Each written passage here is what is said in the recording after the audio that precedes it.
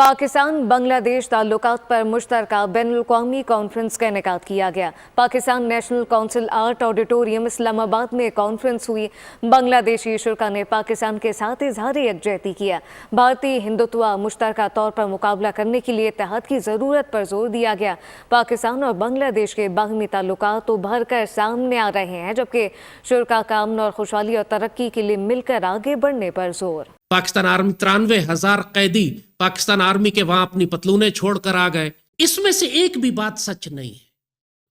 ये तमाम बयानियां ये भारतीय बयानियां। अगर तुम्हें ऐसा लगता है कि तुम इतने तगड़े प्रोटेस्टर हो, तुम्हारे चलते ये सब हुआ है, सॉरी, तुम्हारे चलते नहीं हुआ है यार। ये जो बांग्लादेशी इतने रेडिकलाइज हो चुके हैं, इतने रेडिकलाइज हो चुके हैं कि सांप और सपोले में फर्क नहीं रहा यार। हमने आग नहीं लगाई शुरू में, आग इन्होंने लगाई। अब भड़क गई तो फिर हमें मत बोलना। Bangladeshis will be waiting for you. तुम आओ बेटा, आ जाओ आ जाओ। ये बांग्लादेशी भारत में यही काम करते हैं, तो रिक्शा चलाते हैं, बर्तन मांजते हैं। और अगर ये आ गया ना मोहम्मद यूनुस, तुझे तो मैं अपने घर में बर्तन मांजवाऊंगा, देख लेना नोएडा में। भारत को अकड़ दिखाने वाले बांग्लादेश को सबक सिखाने के लिए अब इंडिया की सरकार के साथ साथ इंडियन कंपनीज भी मैदान में आ चुकी हैं। बांग्लादेश पिछले कुछ दिनों से इंडिया को आंखें दिखा रहा था, लेकिन इंडिया की गवर्नमेंट ने अब बांग्लादेश के खिलाफ एक्शन लेना शुरू कर दिया है। सबसे पहले इंडियन गवर्नमेंट ने ये किया कि खाने पीने की जो चीज़ें इंडिया से बांग्लादेश एक्सपोर्ट की जाती थी उन तमाम पर रोक लगा दी। उसके बाद इंडिया के अंदर बांग्लादेशियों के खिलाफ क्रैकडाउन शुरू हो गया।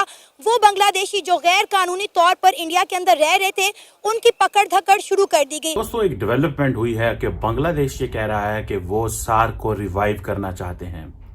ये एक अहम डेवलपमेंट है साउथ एशिया में, जब से तकरीबन ऑलमोस्ट आई थिंक 2016 से सार्क कम्प्लीटली डिसफंक्शनल है, क्योंकि भारत की जो मौजूदा लीडरशिप है, prime minister Modi, Amit Shah sahab, national security adviser Ajit Doval sahab जो हैं, उन्होंने इस चीज़ को महसूस किया कि जब 2016 में पाकिस्तान के अंदर दहशतगर्दी के जो हमले थे वो पीक पे थे, तो at that time there was a policy decision in Delhi, and the policy decision was that we should make it sure that whatever is happening in Kashmir, it should be linked with the transnational terrorism. North vision एक वो div थी जिसने हथियार डाले बांग्लादेश में, जिन्होंने पतलूनें उतारी और अपनी बंदूकें रखी। यही नॉट डिव, मतलब यही तो वही अफसर नहीं है, लेकिन ये लेगेसी तो वही है ना। अब चक्कर क्या है? चक्कर ये है कि हिजबुल तहरीर और आईएसआई मिलके भारत को एक एनिमी स्टेट डिक्लेयर करने की कोशिश कर रहे हैं और भारत के साथ एक टेररिज्म कैंपेन शुरू करने की कोशिश कर रहे हैं।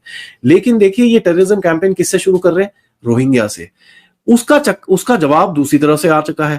दूसरी तरफ से जवाब कहां से आया है? अराकान आर्मी की तरफ से। अभी पता चला कि भाई अराकान आर्मी ने पिछले 1-2 दिन के अंदर कि भाई जितना भी एरिया था जो बांग्लादेश का बॉर्डर था उसको पूरी तरह से कैप्चर कर रखा है।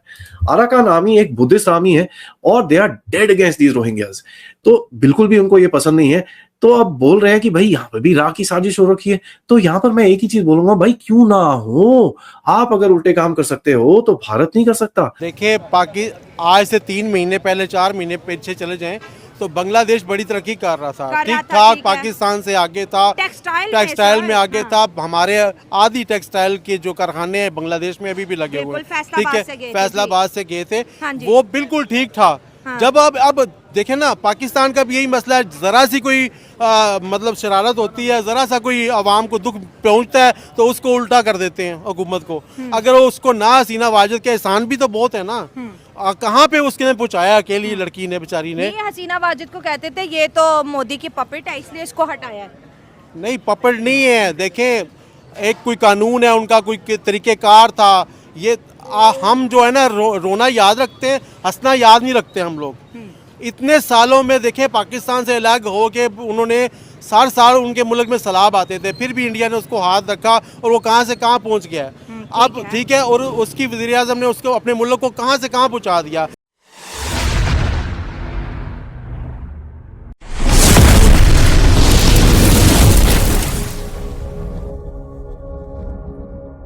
ये इंडियन नैरेटिव है।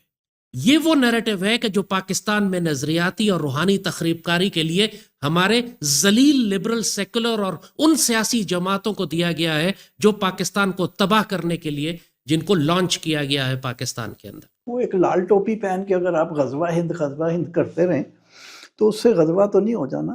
लेकिन अब जो इंडिया की ऑटोमोबाइल कंपनीज हैं, ऑटो पार्ट कंपनीज हैं, वो भी बांग्लादेश से काफी नाराज नजर आ रही हैं। लिहाजा उन्होंने ये फैसला किया है कि वो 1 महीने तक कोई भी ऑटो पार्ट जो है वो बांग्लादेश को एक्सपोर्ट नहीं करेंगे।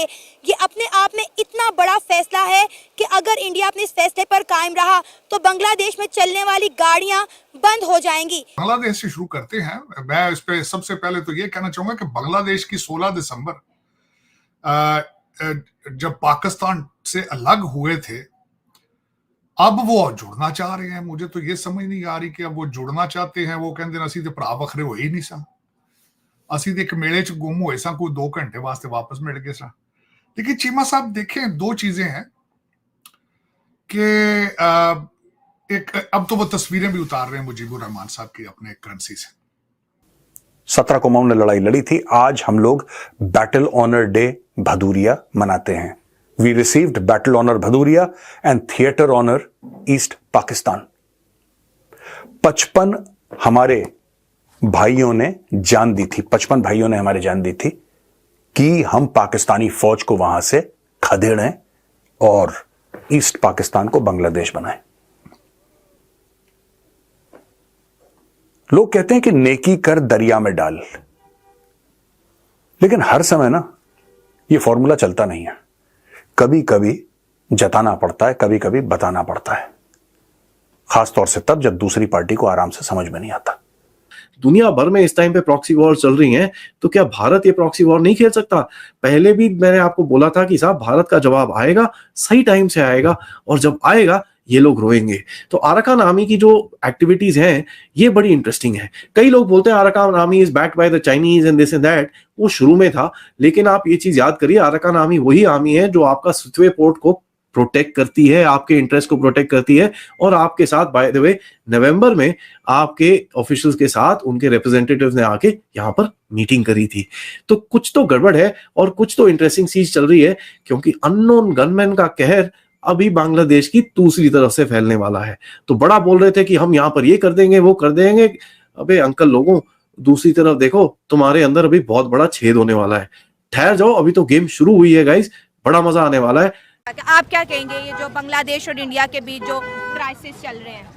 यार दरअसल अगर देखा जाए तो पाकिस्तान ने बांग्लादेश के साथ कुछ अच्छा नहीं किया। अच्छा, ठीक है। हम जो स्टडी में पढ़ते हैं वो सिर्फ ये कब पढ़ते हैं कि यार बांग्लादेश ने हमारे साथ गलत किया, लेकिन अगर हम उसकी अच्छी हिस्ट्री पढ़े, असली हिस्ट्री पढ़े, क्रिटिकल हिस्ट्री पढ़े, तो हमें देखा जाए कि हमने बांग्लादेश के साथ बहुत जुल्म किया। अच्छा। क्योंकि जो हमारा 80% जो इकोनॉमिकल था वो बांग्लादेश से आता था, लेकिन हम उसको कुछ दे नहीं रहे थे। जब मुजीबुर रहमान वहाँ से पास हो गया तो हमने उसको गवर्नमेंट नहीं दी। हमने यहाँ पर अच्छा वो तो कर दिया, वो जब आज़ाद हो रहे थे तो हमने वहाँ पर इतने वो कर दी, जुल्म कर दी, लोगों को जख्मी कर दिया, लोगों ये औरतों के वो गलत काम उसके साथ कर दिया। 2 लाख वॉर बेबीज पैदा हुए हैं, 2 लाख नाजायज बच्चे। अच्छा, वो नहीं दिखाते कि जिन लोगों की पतलूनी उतारी गई थी वहाँ पर, वो क्यों नहीं दिखाते लोग? ये 93,000 जो आर्मी थे वहाँ पर जो पतलूनी उतारी गई थी, वो क्यों नहीं बताते ये लोग? ये जो सारे अबलागी दहशतगर्द हैं, आप नोट करेंगे कि ये जब पाकिस्तान के खिलाफ बात करते हैं, मशरकी पाकिस्तान को लेकर, तो कभी इसमें मुक्ति बानी का जिक्र नहीं करते। मुक्ति बानी इसको सारे बयानिए से, सारे नैरेटिव से ही निकाल दिया गया है, क्योंकि ये वो नुक्ता है कि जहां पर आपको भारत का मुजरिम होना और शेख मुजीब का गद्दार होना साबित हो जाता है। यही वक्त था 2002 के से पहले, जब मैं कई दफ़ा कह चुका कि जनरल मुशर्रफ ने टाइम ज़ाया किया कि they should have India should have brought on table, India को टेबल पे लाया जा सकता था और कहा जा सकता था कश्मीर के मसले को हल करें, और उस पर किया भी गया। लेकिन फिर मुशर्रफ जो है वो कमज़ोर हो गए। लेकिन coming back to this idea जो मोहम्मद यूनुस साहब कह रहे हैं कि जी सार्क को रिवाइव करें। अच्छा, अगर सार्क को रिवाइव करना है तो कैसे करेंगे? क्या इंडिया करने देगा? इंडिया इस चीज़ से अब थोड़ा सा फील कर रहा है। अब देखें, सार्क तब ही रिवाइव हो सकता है जब इंडिया चाहेगा। ये चीज तो नजर आ रही है। देखिए, उनके साथ, इंडिया के साथ जो मामला थे बांग्लादेश के, वो ऑलरेडी बेहतर थे। जब इंडिया ने हमेशा ना बांग्लादेश को सपोर्ट किया, इंडिपेंडेंस के टाइम भी जब बांग्लादेश की इंडिपेंडेंस हो रही थी, पाकिस्तान मुसलमानों के साथ उनके मामला खराब थे, बट इंडिया वालों ने उनको सपोर्ट किया, हिंदुस्तान उनको सपोर्ट किया हर मामला में ना। तो आपको इस बात का एहत देना चाहिए था इंडिया को कि वो आपसे एक स्टेप ऊपर थे, वो देने वाला उनका हाथ था। तो उनके साथ मामला ठीक रखने चाहिए थे। मुझे लगता है कि रीज़न जो है, मेन रीज़न इसके पीछे ये है कि उन्होंने जो हिंदुओं के साथ जो बिहेव किया है, स्टूडेंट्स के साथ टॉर्चर करते रहे हैं, ठीक है, और कुछ कत्ल भी किए हैं नौजवान इंडिया के, तो उन्होंने सोचा कि अगर हमारे मुल्क के लोगों को या हमारे रिलीजन के लोगों को आप जो है इस तरह टॉर्चर करोगे या तंग करोगे तो इट्स अ नेगेटिव थिंग जो ये कर रहे हैं, तो बाद में सपोर्ट भी आप उनसे ले रहे हैं, तो ये डिप्लोमेटिकली और लॉजिकली ये चीज़ समझ नहीं आती कि आज की तारीख में दोस्तों, हमने 55 जाने दी उस मुल्क को आजाद कराने के लिए, पता है आपको। और आज की तारीख में उन्हीं के फौजी, जिनके बाप दादा उस समय दुबक के बैठे थे, कहीं पे दुबक के बैठे थे क्योंकि पाकिस्तानी फौज मार रही थी, आज वो हमें धमकी दे रहे हैं और ये कह रहे हैं कि हम बंगाल पे, त्रिपुरा पे, असम पे कब्जा कर लेंगे। ये हालत है। एहसान फरामोश जिसको कहते हैं ना, एक बार दोस्तों ये बात ध्यान रखना मेरी, जिसको एक बार हराम के खाने की आदत लग गई भाई, वो मेहनत करके नहीं खा सकता, और इनको हराम की आदत लग गई है। आज की तारीख में बड़ा ये लोग ना रो रहे हैं। दिसंबर आ रहा है, 16 दिसंबर आपको पता है, एक तो बांग्लादेश की भी आज़ादी 16 दिसंबर को थी, और 16 दिसंबर को APS का भी जो शोहदा जो थे, जब पाकिस्तान के बच्चों के ऊपर हमले किए गए, वो भी था। और दूसरा मुझे ये भी बताइए ताड़ साहब के जो पाकिस्तान बांग्लादेश के हवाले से मैं बात करना चाह रहा था कि मोहम्मद यूनुस साहब जो हैं वो कह रहे हैं सार्क को रिवाइव करना चाहिए।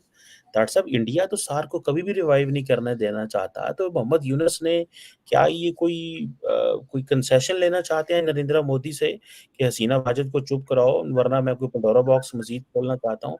आप इसको कैसे देखते हैं? अब चूंकि बयानिया ये बनाना है कि सारी गलती पाकिस्तान आर्मी की थी और पाकिस्तानी रियासत ने जुल्म किया था बंगालियों के साथ, इसलिए वो अलग हो गए, लिहाजा मुक्ति बानी को बड़ी आसानी से इस सारे नैरेटिव से निकाल ही दिया जाता।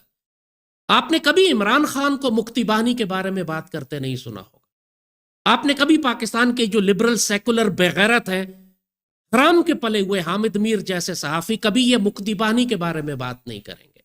ये जरूर कहेंगे कि पाकिस्तान आर्मी को माफी मांगनी चाहिए कि इसने 30 लाख बंगाली मार दिए, लेकिन मुक्ति बानी ने मशरकी पाकिस्तान में क्या किया, ये बात करते इनको फालिज हो जाता है। सही बात है कि हिंदुओं पे ही अत्याचार वहां पे मैक्सिमम हो रहा है, क्योंकि वहां पे ईसाई बचे नहीं, बौद्ध बचे नहीं, सिख वहां पे है नहीं, तो अत्याचार और किस पे हो रहा है? बहुत मिनिस्क्यूल है बाकी माइनॉरिटीज।